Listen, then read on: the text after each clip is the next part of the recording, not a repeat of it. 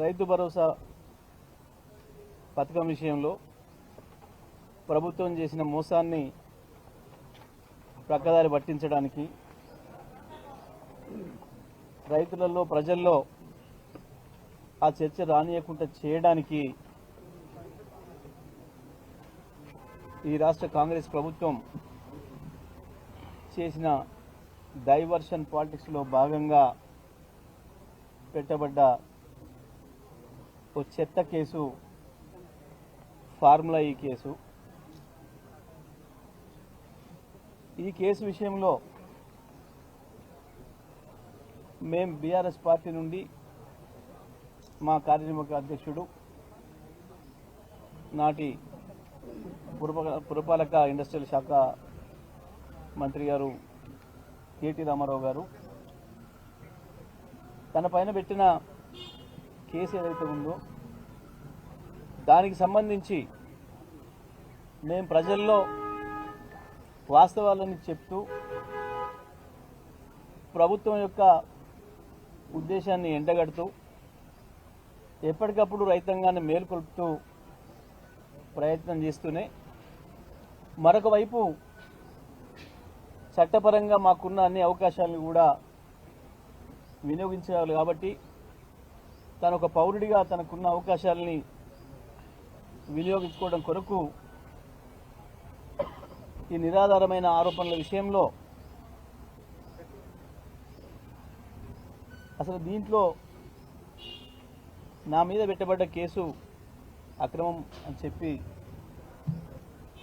వారు వేసిన పిటిషన్ విషయంలో ఇవాళ హైకోర్టు తీర్పును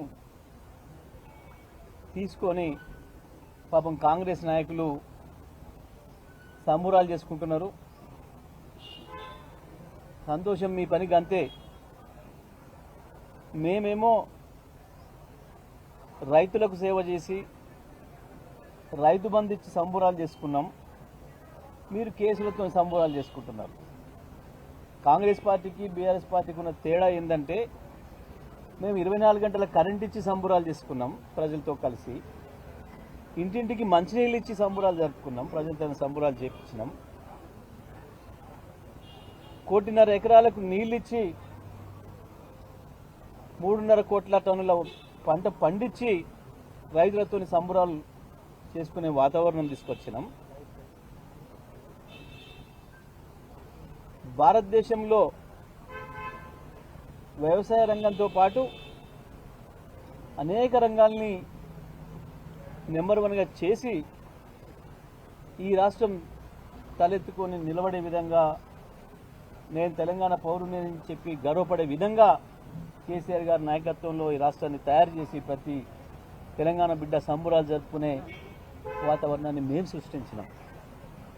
కానీ పాపం రేవంత్ రెడ్డి ఆయన అనుచరులు మా నాయకుల మీద ఎవరైతే ఈ ప్రభుత్వ దుర్మార్గాలకు వ్యతిరేకంగా పోరాటం చేస్తున్నారో, ప్రజలకు అండగా నిలబడుతున్నారో, మీ చేత దారుణంగా దోపిడీకి మోసానికి గురవుతున్న ప్రజలకు అండగా రక్షణగా నిలబడుతున్నారో వాళ్ళపైన కేసులు పెట్టి పాపం సంబురాలు చేసుకొని క్షణికానందం, శునకానందం, రాక్షసానందం పొందుతున్నారు. మీ ఆనందాలు కొన్ని క్షణాలే ఉంటాయి.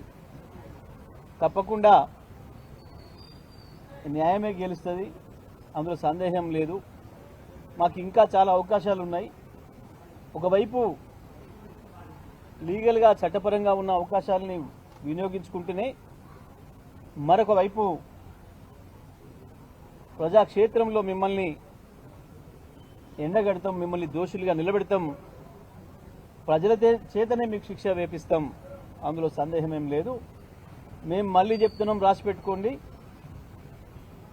ఈ ఫార్ములా కేసులో తప్పకుండా రేవంత్ రెడ్డి శిక్షకు గురవుతాడు. రేపటి నాటికి చట్టాన్ని పూర్తిగా దుర్వినియోగం చేసి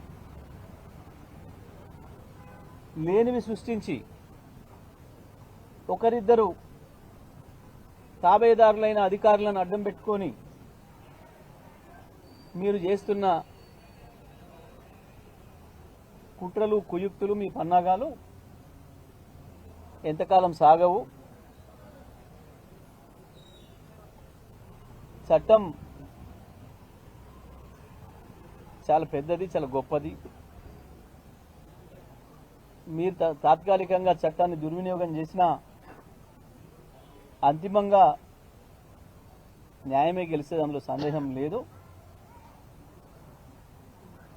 ఇవాళ ఈ కేసుకు సంబంధించి కేటీఆర్ గారు నిర్దోషిగా ఒక మల్లెపువ్వులాగా కడిగిన ముత్యంలాగా చట్టపరంగానే తేలి వస్తాడు. ఇవాళ నువ్వు ఎన్ని చేసినా కొంతమంది మీడియాలో ఉన్న మిత్రుల్ని రకరకాల పద్ధతుల్లో ఇన్ఫ్లుయెన్స్ చేసి బతిలాడో బామాలో నువ్వు తాత్కాలించి హైదరాబాద్ నగరాన్ని ప్రపంచ స్థాయి నగరాల్లో నిలబెట్టడానికి, హైదరాబాద్ బ్రాండ్ ఇమేజ్ని పెంచడానికి, ప్రపంచంలోనే అత్యంత నివాసయోగ్యమైన పట్టణాల్లో మొదటి వరుసలో హైదరాబాద్ను నిలబెట్టడానికి ఆయన పడ్డ తాపత్రయం, ఆయన చేసిన కృషి ఇప్పటికీ హైదరాబాద్ ప్రజల్లో ఉంది, వాళ్ళ హృదయాల్లో ఉంది. నువ్వు చేసే పనుల వల్ల ఇంకా మరింత బలపడుతుంది తప్ప నీ చిల్లర వేషాలతోని గందరగోళంలో పడి ఆగమైపోయే వాళ్ళు ఎవరు కూడా లేరు. హైదరాబాద్ ఇప్పటికే ఒకసారి చెప్పింది, మళ్ళీ చెప్తుంది, ఇంకా బలంగా కూడా చెప్తుంది, మేము కేటీఆర్ వైపే ఉన్నాం అనే విషయం, కేటీఆర్ మా కొరకే చేసిండు అనే విషయం, ఆయనకు కేసీఆర్ ఇచ్చిన అవకాశాన్ని ప్రతి క్షణం ఈ హైదరాబాద్ అభివృద్ధికి, దీని బ్రాండ్ ఇమేజ్కి వినియోగించిండు అనే విషయం స్పష్టంగా హైదరాబాద్ ప్రజల గుండెల్లో ఉన్నది, ఉంటుంది. మీ చిల్లర ప్రయత్నాలు ఏవి కూడా కొసెల్లవు. తప్పకుండా మీరు బొక్కబోర్ల పడుడు ఖాయం, మీ మూతి వాయడం ఖాయం. ఇది గుర్తుపెట్టుకోవాలని చెప్పి నేను రేవంత్ ప్రభుత్వాన్ని హెచ్చరిస్తా ఉన్నాను.